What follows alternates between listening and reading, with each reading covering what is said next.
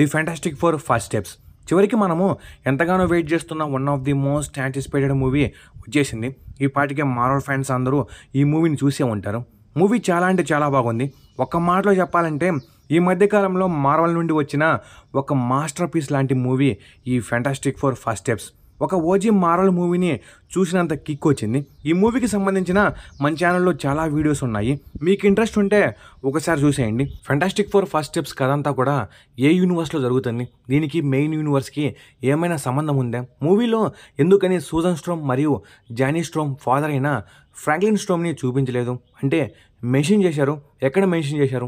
ఈ మూవీలో fantastic four టీమ్కి ఎలా పవర్స్ వస్తాయి, బెన్ గ్రిమ్ మరియు రాచెల్ రోజ్మ్యాన్ మధ్య సంబంధం ఏంటి, లాట్వేరియా మరియు డాక్టర్ డూమ్ పరిస్థితి ఏమిటి, మార్వెల్ కామిక్స్లో మరియు ఓల్డ్ ఫ్యాంటాస్టిక్ ఫోర్ మూవీస్లో చూసిన నారిన్ రాడ్ సిల్వర్ సఫర్ ఎందుకని ఈ మూవీలో లేడు, ఎందుకని లేడీ సిల్వర్ సఫర్ని ఇందులో చూపించారు, రీడ్ క్రియేట్ చేసిన మల్టీవర్సల్ బ్రిడ్జ్ అంటే ఏమిటి, గ్యాలక్టస్ ఎందుకని చిన్నపిల్లోడైన ఫ్రాంక్లిన్ రిచర్డ్స్ని ఆహారంగా తీసుకోవాలని అనుకుంటున్నాడు, చనిపోయిన సూజన్ స్ట్రోమ్ మళ్ళీ ఎలా బ్రతికింది, చివరికి సిల్వర్ సఫర్ మరియు గ్యాలక్టస్ ఏమైపోయారు. ఇలా ఒకటి కాదు రెండు కాదు చాలా విషయాలు ఈ వీడియోలో నేను మీకు క్లియర్గా అయితే ఎక్స్ప్లెయిన్ చేస్తాను. ముందుగా ఈ వీడియో అయితే చాలా ఇంట్రెస్టింగ్ ఉండబోతుంది.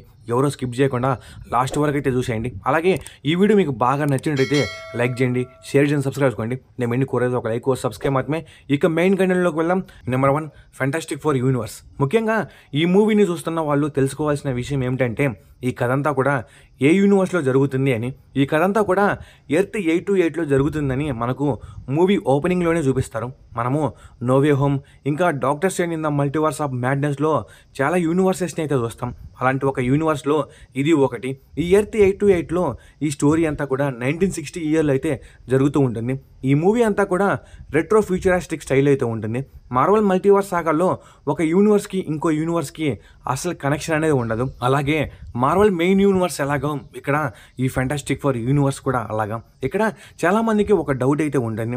ఏంటంటే ప్రజెంట్ మార్వెల్ స్టోరీ అంతా కూడా 2027లో అయితే జరుగుతుంది. మరి ఎందుకని ఫ్యాంటాస్టిక్ ఫోర్ స్టోరీ వాళ్ళ యూనివర్స్లో 1960లో జరుగుతుంది అని. ఇది 1961లో స్టాన్లీ మరియు జాక్ కిర్బీ క్రియేట్ చేసిన అసలు ఫ్యాంటాస్టిక్ ఫోర్ కామిక్ యొక్క స్టోరీని కలిగి ఉంటుంది. అందుకే మార్వెల్ ఈ విధంగా ఫ్యాంటాస్టిక్ ఫోర్ని అయితే చూపించింది. Number 2 Franklin storm. ఈ ఫ్రాంక్లిన్ స్ట్రోమ్ అనే అతను ఫ్యాంటాస్టిక్ ఫోర్ టీంలో ఒకరైన సూజన్ స్ట్రోమ్ మరియు జానీ స్ట్రోమ్ యొక్క ఫాదర్. మార్వెల్ కామిక్స్లో ఇతను ఒక సైంటిస్ట్, కానీ ఈ మూవీలో ఇతన్ని అసలు చూపించలేదు, కేవలం ఇతన్ని మెన్షన్ చేశారు. సూజన్ స్ట్రోమ్ తన కొడుకు ఫ్రాంక్లిన్ అని పేరు పెట్టినప్పుడు తను తన ఫాదర్ గురించి అయితే వివరిస్తుంది. నాకు తెలిసినంతలో మేకర్స్ ఓన్లీ మెయిన్ క్యారెక్టర్స్ మీదనే ఫోకస్ చేశారని తెలుస్తుంది.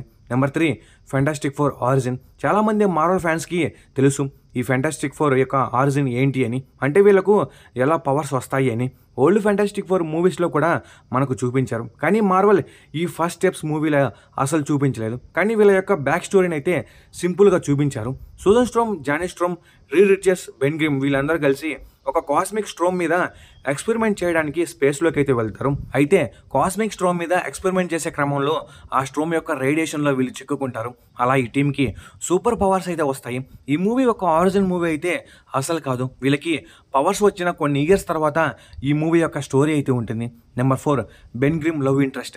ఈ మూవీలో Ben Grimm AKA the Thing Rachel Rozman అనే లేడీ మీద లవ్ ఇంట్రెస్ట్ అయితే చూపిస్తూ ఉంటాడు. ఈ ఇద్దరి లవ్ ట్రాక్ను కొద్దిసేపు చూపించి ఉంటే బాగుండనిపించింది. మార్వెల్ కామిక్స్లో అలియస్ మాస్టర్స్ని అయితే ఇతను లవ్ చేస్తాడు, కానీ ఇక్కడ మొత్తం చేంజ్ చేశారు. Number 5 what is Latveria situation. నేను చెప్పబోయే ఈ డీటెయిల్ని మీలో చాలామంది గమనించి ఉండరు. ఈ మూవీలో యునైటెడ్ నేషన్స్ మీటింగ్ జరుగుతున్నప్పుడు అందరూ అక్కడికి వస్తారు. ప్రతి ఒక్కరు వాళ్ళ యొక్క సీట్లు అయితే కూర్చొని ఉంటారు. మీరు ఇక్కడే బాగా గమనిస్తే లాట్వేరియా సీట్ అయితే ఖాళీగా ఉంటుంది. ఈ షాట్ని అలా చూపించి అలా తీసేస్తారు. ఇక్కడే మనకు అర్థమవుతుంది ఈ యూనివర్స్లో లాట్వేరియా ఉంది అని. లాట్వేరియా ఉంది అంటే ఇక్కడ డాక్టర్ డూమ్ ఉన్నట్లని మనకు అర్థమవుతుంది. అయితే ఇక్కడ ఎందుకని ఈ సీట్ ఖాళీగా ఉంది, దీనికి నా దగ్గర ఆన్సర్ లేదు. జస్ట్ ఒక థియరీనే ఉంది. ఏంటంటే డూమ్ లాట్వేరియాని రూల్ చేస్తూ ఉండవచ్చు, అందుకే అతను వచ్చి ఉండడు. లేదా ఆ టైంలో డూమ్ తన పవర్స్ కోసం టిబెటన్ వెళ్ళి ఉండవచ్చు, అందుకే డూమ్ ఇక్కడికి వచ్చి ఉండడు.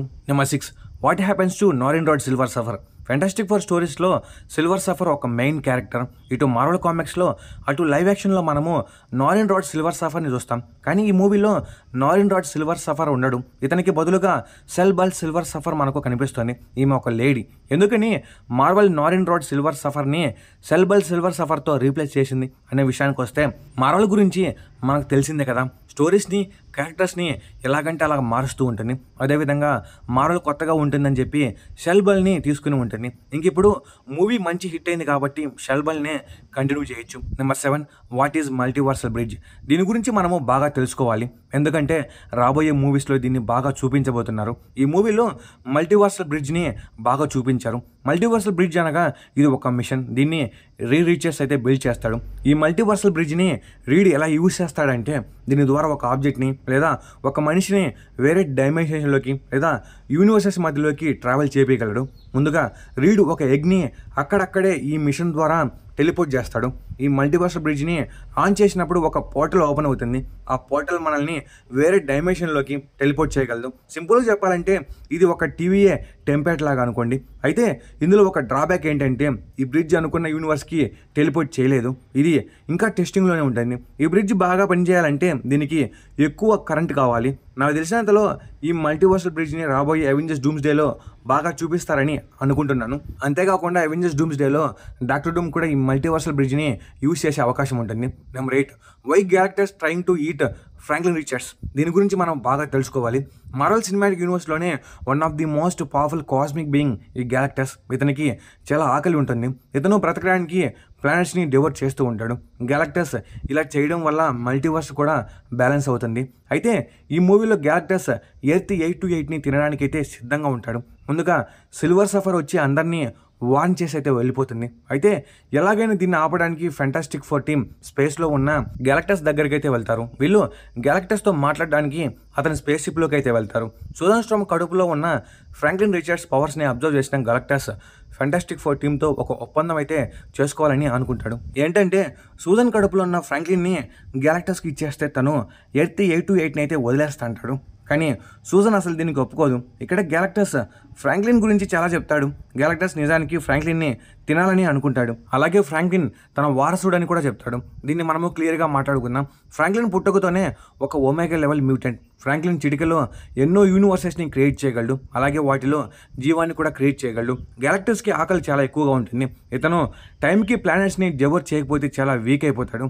ఎన్ని ప్లానెట్స్ని ఆహారంగా తీసుకున్నా కానీ గ్యాలక్టస్కి సరిపోదు. కాబట్టి ఫ్రాంక్లిన్ని తినాలని అనుకుంటాడు. ఫ్రాంక్లిన్ని తినడం వల్ల గ్యాలక్టస్కి ఆకలి ఉండదు. ఎందుకంటే ఫ్రాంక్లిన్కి ఒమేగా లెవెల్ మ్యూటెంట్ పవర్స్ అయితే ఉంటాయి. ఈ పవర్స్ గ్యాలక్టస్ యొక్క ఆకలిని ఆపుతాయి. అంతేకాకుండా గ్యాలక్టస్ ఫ్రాంక్లిన్ రిచర్డ్స్ తన వారసుడు అని చెప్తాడు.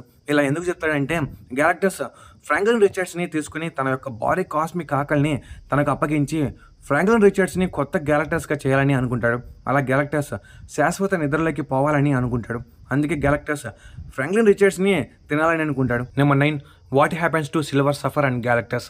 ఫ్రాంక్లిన్ రిచర్డ్స్ని మరియు తమ ఎర్త్ని కాపాడడానికి ఫెంటాస్టిక్ ఫోర్ టీమ్ తమ ఎర్త్ని మల్టీవర్సల్ బ్రిడ్జ్ ద్వారా వేరే చోటుకి అయితే టెలిపోర్ట్ చేయాలని అనుకుంటారు. కానీ అది ఫెయిల్ అవుతుంది. అయితే ఈ మల్టీవర్సల్ బ్రిడ్జ్నే యూజ్ చేసి గ్యాలక్టస్ని వేరే డైమెన్షన్కి టెలిపోర్ట్ చేయాలని డిసైడ్ అవుతారు. అనుకున్న విధంగానే అతి కష్టం మీద గ్యాలక్టస్ని ఆ మిషన్ ద్వారా వేరే చోటుకి అయితే టెలిపోర్ట్ చేస్తారు. అయితే ఫెంటాస్టిక్ ఫోర్కి హెల్ప్ చేసే క్రమంలో సిల్వర్ సఫర్ కూడా గ్యాలక్టస్తో వెళ్ళిపోతుంది. అయితే వీళ్ళు ఎక్కడికి పోయారనేది చూపించలేదు. గ్యాలక్టస్ ఒక ఇమ్మోర్టల్ కాబట్టి ఎక్కడికి వెళ్ళినా కానీ బ్రతికే ఉంటాడు. నాకు తెలిసినంతలో ఇతను వేరే యూనివర్స్ లేదా వేరే డైమెన్షన్కి పోయి ఉండవచ్చు. అవెంజర్స్ డూమ్స్డేలో ఇతను చూపించే అవకాశం ఉంటుంది. ఇతనితో పాటు సిల్వర్ సఫర్ని కూడా చూపించే అవకాశం ఉంటుంది. ఇంక ఇవి గైస్ ఫెంటాస్టిక్ ఫోర్ ఫస్ట్ స్టెప్స్కి సంబంధించిన అన్ఆన్సర్డ్ క్వశ్చన్స్. ఇంకా ఈ వీడియో మీద మీ థాట్స్ ఏంటో కామెంట్స్లో కామెంట్ చేయండి. అలాగే ఈ వీడియో మీకు బాగా నచ్చినట్టయితే లైక్ చేయండి, షేర్ చేయండి, సబ్స్క్రైబ్ చేయండి. నేను ఎందుకు ఒక లైక్ సబ్స్క్రైబ్ మాత్రమే. Okay, bye guys.